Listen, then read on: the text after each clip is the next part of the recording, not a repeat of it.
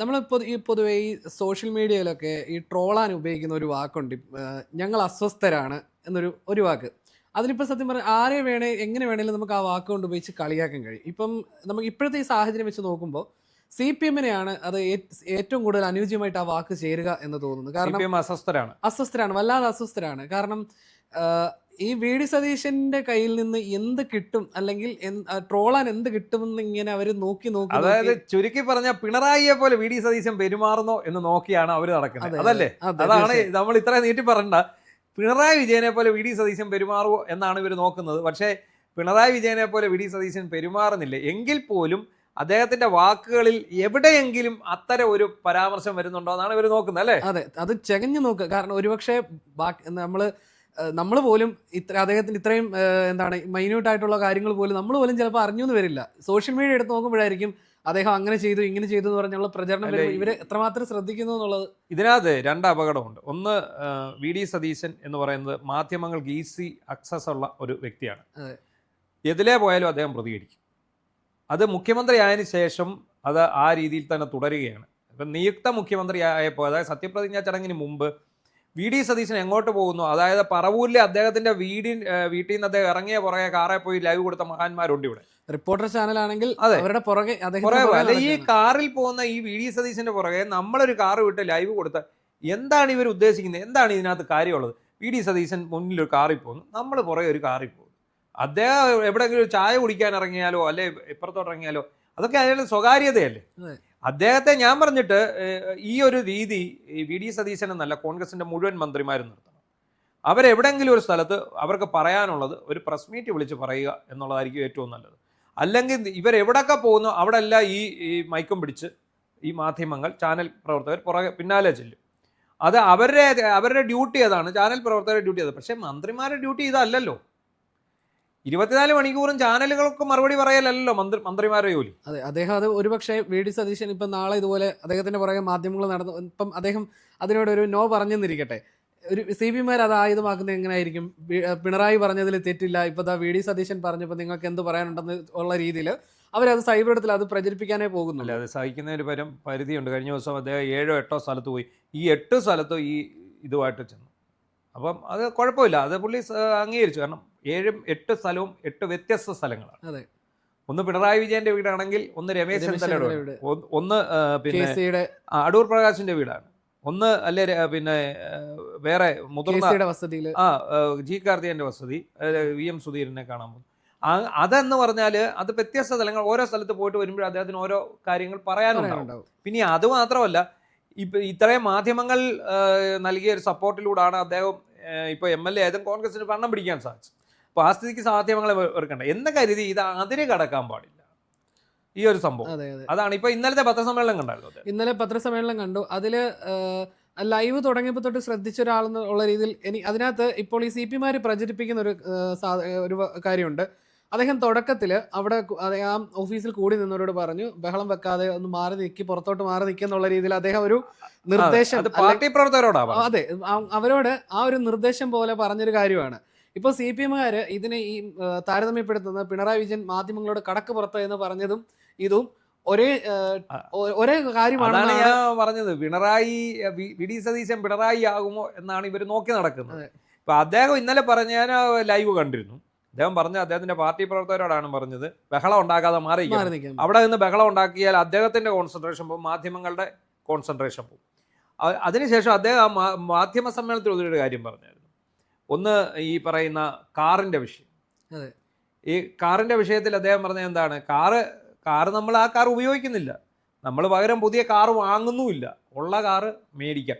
പുള്ളി പറഞ്ഞ ഇതാണ്, ഒരു പുതിയ കാറ് മേടിച്ചെന്നും കരുതി കുഴപ്പമൊന്നുമില്ല, പക്ഷേ അത് തെറ്റായ സന്ദേശം. അത് നേരത്തെ അദ്ദേഹം പറഞ്ഞിട്ടുണ്ട്.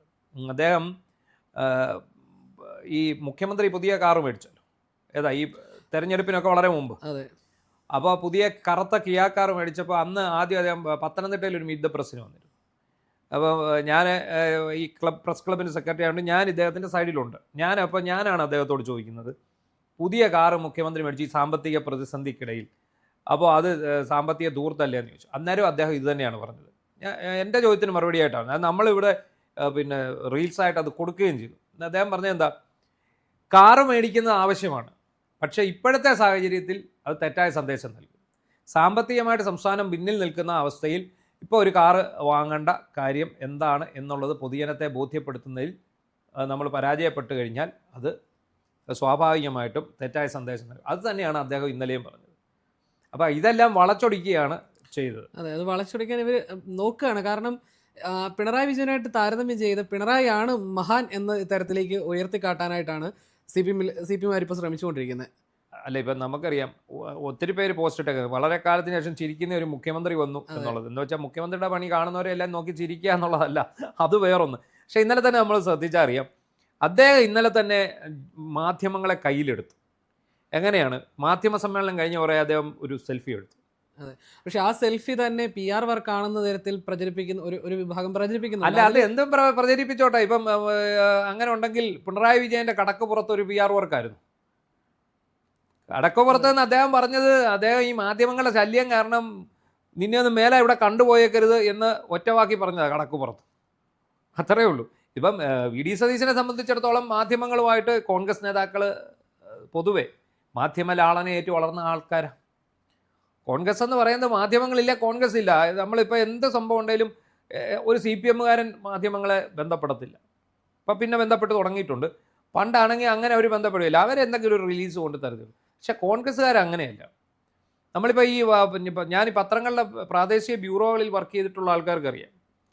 അപ്പം നമുക്ക് രാവിലെ തൊട്ടേ ഇവർ പ്രസ്താവനയായിട്ട് ഓഫീസുകളിൽ വരും, കോൺഗ്രസിൻ്റെ നേതാക്കൾ.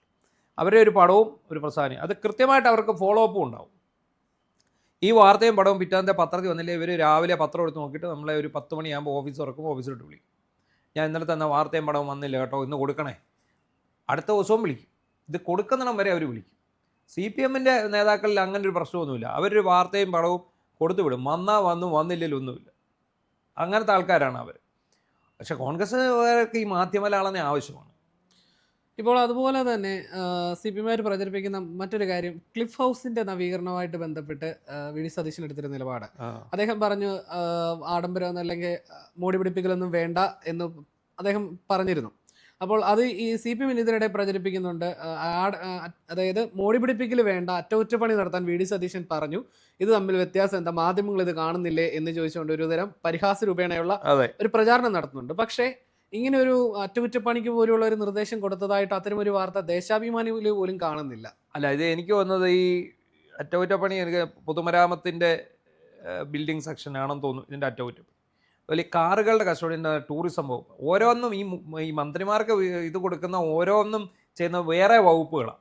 അവരാണ് അത് ചെയ്തു കൊടുക്കുന്നത്. ക്ലിഫ് ഹൗസിന് അറ്റകുറ്റപ്പണിയുടെ ആവശ്യമൊന്നുമില്ല. പക്ഷേ ക്ലിഫ് ഹൗസ് നിറച്ച് മരപ്പട്ടിയാണെന്നാണ് പറയുന്നത്. അത് പിണറായി വിജയൻ താമസിക്കുന്ന സമയത്തും ഉണ്ട്. അത് പഴയ കെട്ടിടമല്ലേ. അപ്പോൾ അതുകൊണ്ടുള്ള ഒരു പ്രശ്നമാണ്. അല്ലാതെ ഇതിനകത്ത് ഇപ്പം അവർക്കൊരു ന്യൂനത കണ്ടുപിടിക്കാൻ പറ്റാത്ത വിധത്തിലാണ് ഇവരുടെ പോക്ക്, മുന്നോട്ടുള്ള പോക്ക്. അത് എന്തൊക്കെയാണെന്നറിയാം. നമുക്കിപ്പം മുഖ്യമന്ത്രിയെ തീരുമാനിക്കുന്നിടം വരെയായിരുന്നു ഒരു പ്രശ്നം ഉണ്ടായിരുന്നു. മുഖ്യനെ കണ്ടെത്തിയതിന് ശേഷം പിന്നെ ഇവരെ നോക്കിയിരുന്നത് രമേശ് ചെന്നിത്തല പിണങ്ങിപ്പോയതാണ്. പക്ഷെ രമേശ് ചെന്നിത്തലയുടെ സമ്മർദ്ദതന്ത്രമാണ്, നമ്മൾ നേരത്തെ പറഞ്ഞിട്ടുണ്ട്. അതിനുശേഷം പിന്നെ അവർ നോക്കുന്നത് ഇന്നലെ മുരളീധരൻ തനിക്ക് ആരോഗ്യവകുപ്പ് കിട്ടിയില്ലെന്ന് പറഞ്ഞ് ബഹളം വെച്ചു.